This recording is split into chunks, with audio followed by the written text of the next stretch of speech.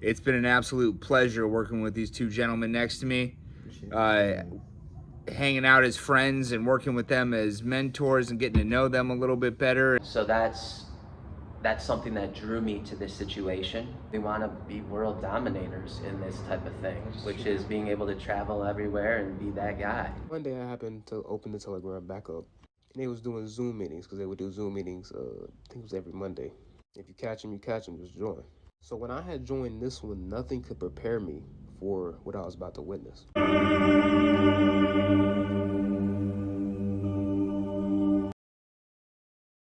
Greetings, gods and goddesses in training.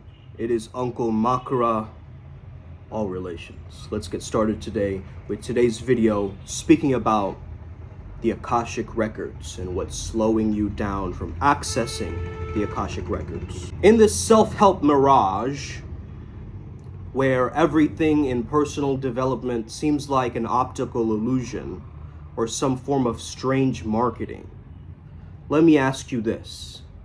Is it nature marketing itself all the time? Isn't the trees just being tree-like, and that by itself is acceptable, is enough? There isn't the sense of worthy and unworthy, which is a false dichotomy in nature. First and foremost, we must understand this to transcend it, to then access the Akashic records. Now, I've had an Akashic record session quite recently with Heather. My heart goes out to you, girl. It was an amazing session where I got to access the different record keepers of my Akashic records, let's just say. And they titled me Master Alchemist, Demon Slayer, and they told me that I'm mainly here to transmute. And that's how we've come up with this technology of pleasure alchemy for Primal Sutra, okay? So it was very, very powerful to understand that from accessing the Akasha through one of her sessions, I got the same skill set, you could say, installed into me, almost like Rogue from X-Men, right? Being around another spiritual avenger, you start to take on their powers. I started to notice that I could access the Akasha myself, and I started to look through all of my different incarnations, all of my past lives, and it was very humbling. It was very, it was a good reminder for my own divinity and what I'm really here to access, because think of Akasha, right? Ether, or this quality of essence, soul essence, that has been extracted from you through multiple timelines, through multiple dimensions. And there are certain librarians that are keeping store of your records, like an Amazon warehouse type of place, right? There's different levels and different floors, and honestly, each of your Akashic record guides are very personal to you, so they might look very different according to who is looking at them. Like for somebody else, they might see like, wait a minute, one of your guides has like the head of a rhino, and that makes no sense. But years later, you'll suddenly find the epiphany, or the download, where you understand why that makes sense, okay? So all of the answers that you might get from the Akasha right now that don't make sense, give it time, give it patience. It will blossom into something, okay? And this is from my own experience. Read the disclaimer, don't be a moron, okay? But to me, Akashic simply means expansiveness. It's the same idea of Tantra, how we're trying to reach that expansiveness so that we can make connection to the source, to the divine, to God. Sometimes I'll now this is a very personal thing that I do, but at times when I'm reading somebody else's Akashic records, I notice that I'm absorbing some of their energies or emotional events that are happening.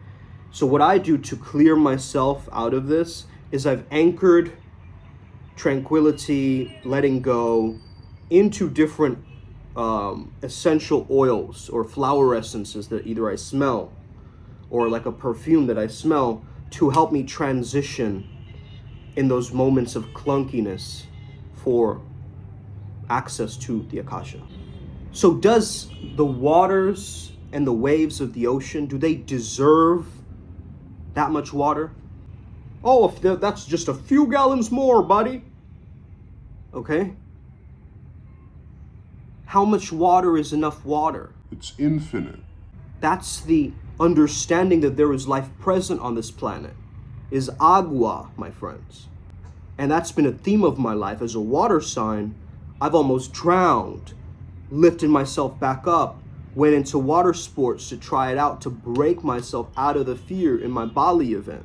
Every little moment is a moment of healing, is a moment of rejuvenation, is a moment of spontaneous recontextualization. So don't paint yourself as, I'm not deserving enough because I have this generational wound that's keeping me stuck in this, similar pattern for so many decades and my family hasn't been able to. Stop painting yourself this story and actually get to the root. You think a tiger that's breastfeeding its mother ever thinks about whether that nipple is deserving to him? Like, come on now, okay? Do you feel like only if I ask people, then I will receive? Do you have that belief system? That's something to look at. That's keeping you out of the Akasha, and I'll tell you why. Because if you always have this idea that there will be others outside of me that have all of these skills, others are shamans, I have to reach out to these mystical people.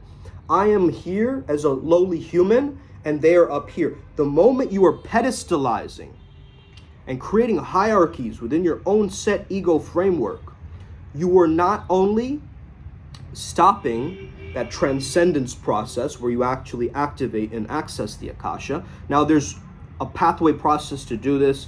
The CIA has talked about it, right? There's a leaked document called the gateway process, but there's also the pathway process. And there you have this guided prayer that you do. I'm going to give all adepts who are part of the mystery school access to that document, okay? So you can go through the prayer. However, for people who are just starting out with this, okay, trying to access the Akasha, I would highly recommend you use something called the kahuna breath, okay? And this certain Polynesian breath work will get you into the right frame of mind for you to actually call upon your higher Akashic guides, for them to stream in the different information that you need, that you're sending out almost like a bat signal, right? So the breath is very simple, okay? It's 4 breaths inhale, 4 breaths hold, 8 breaths exhale. It's a longer exhale. And it really gives you that vital energy or that chi charge that you need in order for you to lift up into the Akashic records, okay? I found this to be very succinct and preferred to a lot of the different methods that a lot of people share, okay? You can access theta waves, you can access this other stuff, okay? Yes, there's many ways to do it, but start simple, start small, get used to this. If you're an adept, read the prayer out and close with that prayer. It's gonna just help you prime yourself for that activation. And why should you even care about this video? You could actually go into so many of your past lives and understand the theme that overrode through all of them, right? You can almost see a pattern. You could be like the Scooby-Doo gang with your friends, right? By looking at this stuff, right? You can be the Sherlock of the metaphysical world by connecting the dots of your Akasha to really create a positive upheaval in this particular incarnation. So maybe your past versions could have accessed the Akasha. Maybe they did, maybe they didn't. But right now you have a responsibility. If you want to learn how to do this, you got to figure it out. And the easiest way to describe it is just follow the laws of nature, nature's code, okay? Get rid of this ancient false dichotomy that's been programmed into you of I am worthy, I am unworthy, okay? I am deserving, I am undeserving. You see all these spiritual posts, you are worthy. Can you actually buy 5 ounces of goodness? No, right? It's a mind judgment quality. It's a discernment quality. So you have to get good at discerning. Use King Jin's energy, he stands for judgment. He'll be able to discern fast for you.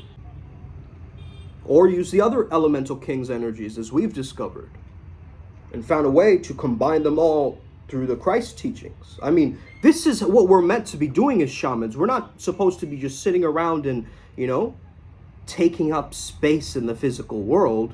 We belong in the metaphysical, and we're extractors. We're extracting that information from the quantum into this physical reality to make it a much more beautiful place to be.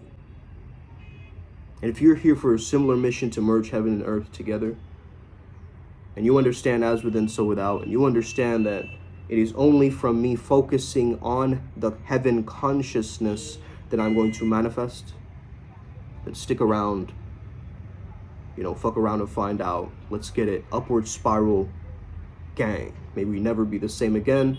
May the flow be with you. I'll see you on the other side. We're all gonna make it. Check out the podcast last night, IMC TV. Yeah, let's get it. Osa.